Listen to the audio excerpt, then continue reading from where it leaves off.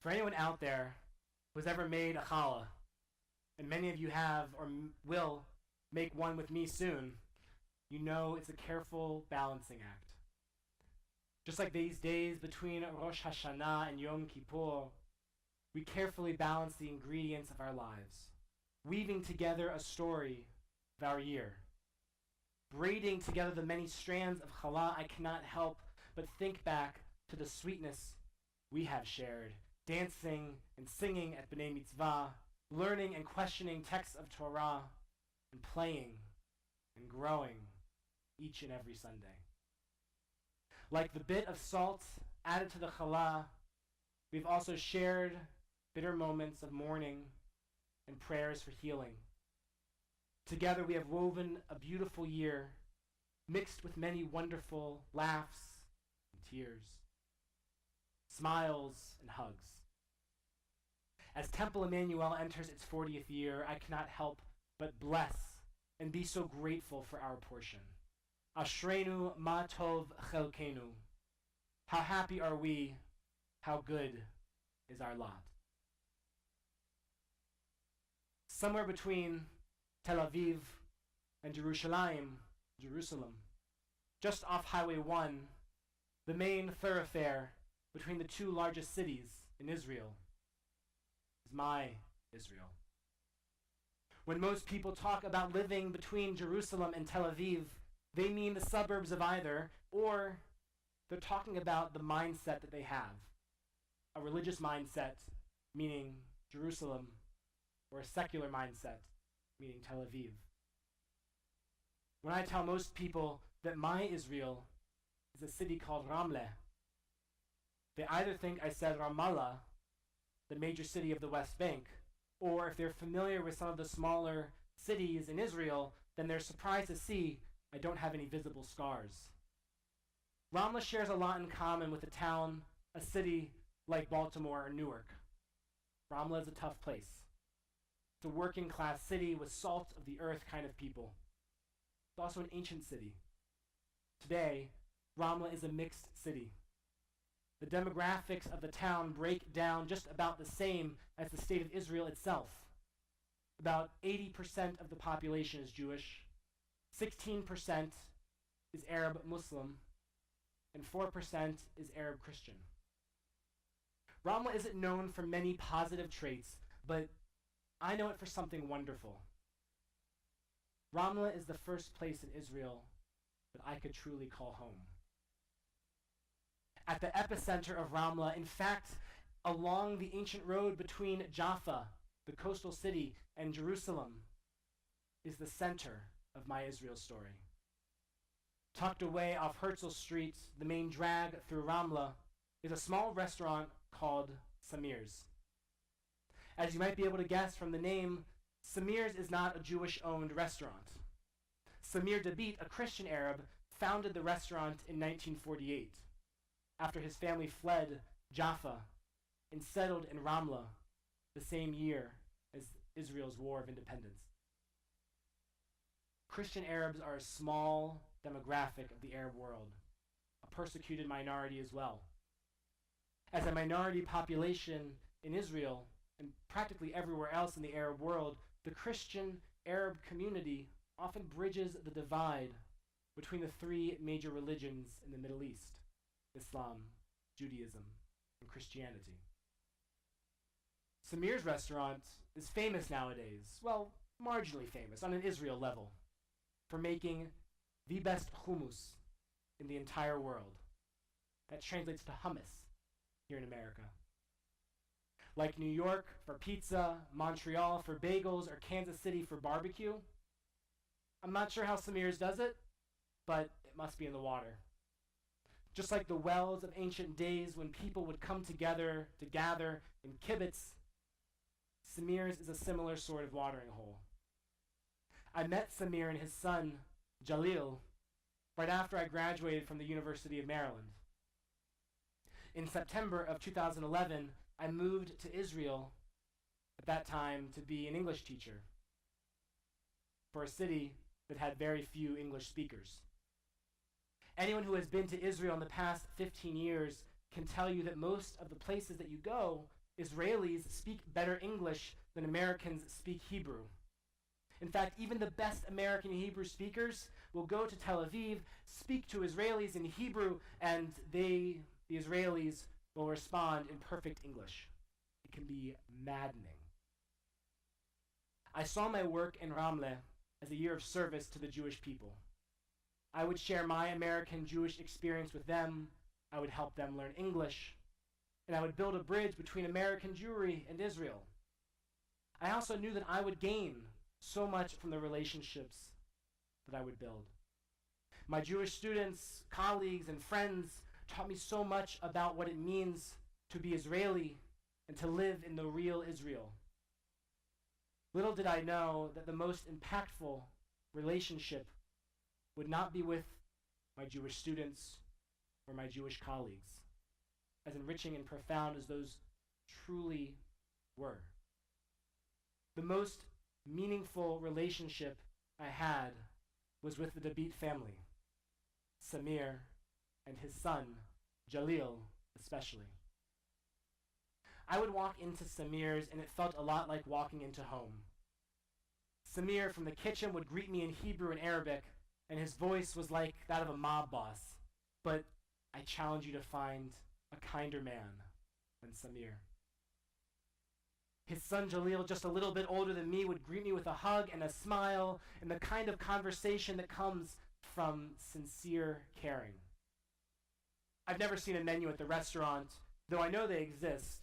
I would walk in and Jalil knew exactly what I wanted. On my walk home from the school I taught at, I would stop by the open air market, and usually I would walk the ancient road from the market to Samir's and catch up with my friends after a day of work. Samir and Jalil became a part of my family that year. That year I went to Samir's for Christmas. I went to Jalil's home many times with my other friends simply to talk and hang out. Jews and Arabs getting along, sharing meals, telling jokes, building relationships. The conversation didn't always turn to the conflict. But when it did, there was an understanding that Israel needs to be safe and secure. I understand that, and so do they. In Ramleh, the ancient city along the road from Jaffa to Jerusalem, we also came assuming the best in one another. You see, Jalil was born in the 80s, grew up in the Jewish schools of Ramleh. He grew up as a Christian in Jewish spaces, even if he is not particularly religious. His Hebrew is better than his Arabic, and he recognizes that the Jews have an ancient connection with the land of Israel, but it's also his home. All too often, his home, the Jewish state, acts in ways that negate his connection to the land. Yet he still chooses to make a life in Israel because it is his home. Jalil approached every conversation with the same generous listening that he expected from each person with whom he sat and talked. When Birthright came to town, I would come to Samir's restaurant to hear the discussions led by Jalil. I was so thankful that Birthright brought dozens of buses to Ramleh, exposing participants to Jalil, his narrative, and this kind of conversation. Dialogue for coexistence must run in the blood of the David family, because for years, Samir also brought his story and his narrative around the United States, ostensibly doing cooking demonstrations, when in reality, these are profound opportunities to listen and speak about living in peace with our neighbors. With hundreds of Birthright participants, Jalil, whose English is excellent, would tell his story and his family's story about growing up in Ramleh with Jewish friends and Jewish neighbors, celebrating Simchat Torah at the kibbutz down the road, but not always feeling like he is equal. The Birthright groups would leave with a sense of pride and concern, mixed emotions. Jalil loves his home, but he does not always feel that his home returns the affection. Still, Jalil keeps the conversation going. He refuses to stop the dialogue simply because of the obstacles in his path. While some may choose to disengage with Israel, American politics, or any divisive topic in 2018, I believe that doing so is the opposite of the Jewish approach. It's not what we teach at the Diamond Family Religious School. It's not what I learned growing up at the Davis Academy or at the Weber School. And it's especially not what I learned at Samir's. Every time we talk, it's not going to be perfect. But we must strive to listen and to hear the humanity in the words of our partners, and not allow ourselves to shy away from the uncomfortable conflict in conversation. This is the active Zionism of many in my generation. It may be very different from the Zionism of our parents' and grandparents' generations, but it's our best bet for the future. We believe in a Jewish and democratic state that is safe and secure. And we also believe that Israel must work in ways to ensure that there is religious pluralism, equality for minorities, and an open environment for dialogue that leads to coexistence. One of my favorite Jewish authors, Yossi Klein Halevi, a Brooklyn-born Israeli, recently published a book on this very topic called Letters to My Palestinian Neighbor. In an open letter to Palestinian society, Yossi tells his narrative of Zionism. The book is an invitation to conversation. You see, Yossi lives at the edge of East and West Jerusalem in a neighborhood called French Hill. I know this not only because it's the premise of the book, but because I've spent many meals eating at a home right next door to his. The Jewish world is so incredibly small. Yossi describes the view from his porch on French Hill as a way of speaking about the present situation between Israelis and Palestinians. Yossi's letters to his neighbor are not just about the present, but about the past and the future too. The letters come down to a very particular point. Jews and Palestinians each have a connection to the land. Neither group wants to leave. Therefore, the only way forward is to talk, listen, and learn in order to coexist. Yossi begins these letters by saying, "Dear neighbor, I call you neighbor because I don't know your name or anything personal about you. Given our circumstances, neighbor may be too casual a word to describe our relationship. We are intruders in each other's dreams, violators of each other's sense of home. We are living incarnations of each other's worst historical nightmares. Neighbors? But I don't know how else to address you. I once believed that we would actually meet, and I'm writing to you with the hope that we might still. I imagine you in your house somewhere on the next hill, just beyond my porch. We don't know each other, but our lives are entwined. And so, neighbor. Neighbors living within shouting distance of each other's home, but they might as well be on the other side of the world, except that they can't move. They won't move. They are each grounded to the land. Yossi is a Zionist. He believes in a two-state solution. He sees Israel as the fulfillment of Jewish ideals, but he's not blind to the past. He fought in the IDF during the first Intifada. He lost friends in the second Intifada. He knows the costs at stake. Yossi Klein Halevi's Zionism, the Zionism I believe we should embody, is aware of the past and the present, but knows that the only way forward is through dialogue, earnest listening, and carefully spoken words that generate meaningful progress. The kind that happens at Samir's, the kind that we can each participate in as well. We're doing a lot of that this year at Temple Emanu-El, with classes and speakers that invite deep and nuanced conversation about Israel and a whole host of other topics. I hope to see you at those. If you want more information about these opportunities, please reach out to me. I'd be happy to sit down with you. In an age where it is all too easy to retreat into digital echo chambers, let us be activists for in-person dialogue. Don't think that this is some 21st century Silicon Valley fad.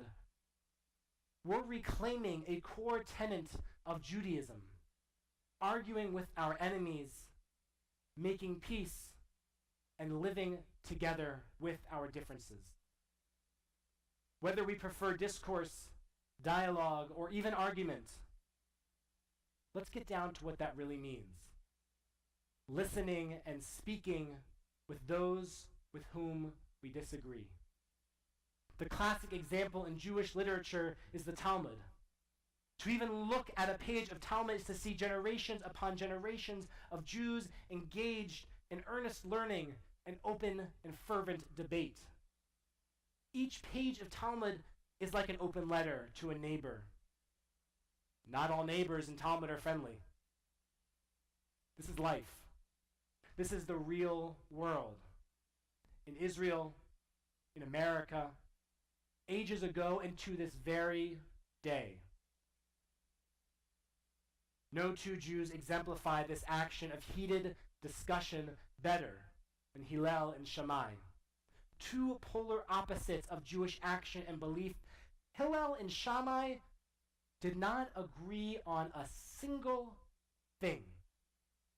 They didn't even agree on who could convert to Judaism. Our rabbis teach that once, when Shammai was approached by a potential convert who only wanted to learn the Bible and not the Talmud, Shammai rejected him immediately. However, when the same person asked Hillel the very same question, Hillel accepted that person immediately. And the two began to learn Bible and even the Talmud. Their disagreements ran as deep as who could be Jewish. Still, this did not prevent them from talking with one another, from living side by side, even from marrying their children to one another. We know that we fall into the hole, the rut, the trap of echo chambers, of homogeneous groups where cynicism grows. We can preach to the choir and make boogeymen out of the other. Until we start using generous listening, the echoes may only reverberate louder. Generous listening doesn't mean sitting politely, crisscross applesauce, our hands in our laps. No. Generous listening is where, after we hear someone's story, we ask honest questions that generate deeper discussion and draw us in. We don't hold back our opinion. Instead, we offer it with the understanding that the act of sharing brings us closer, even if we disagree. Because there's no way to coexist if we don't. We haven't lost that same ability to struggle and argue. Our very name, Yisrael, means to struggle with God. And we know of our namesake, our forefather Jacob, who struggled with God and humans and prevailed. It's only through struggling, talking, and listening that we will make Israel and the Jewish people into beacons of light unto the nations. Perhaps the greatest gift of the Jewish people to the world is the perseverance to live together because of our differences. If we fail to continue the dialogue, if we retreat into echo chambers, then we do not risk only losing the dream of Zionism, of Israel as a pluralistic, democratic Jewish state. We risk losing our ability to coexist and to hold our different opinions. We risk allowing our differences to divide the Jewish collective into factions, when for millennia the Jewish people have been united because of our differences. The epicenter of this dream is at Samir's. I always return to Samir's whenever I'm in Israel, even though it's never really the same when I go back now. Samir died 2 years ago. His son Jalil now runs the restaurant, but the vision has not changed one bit.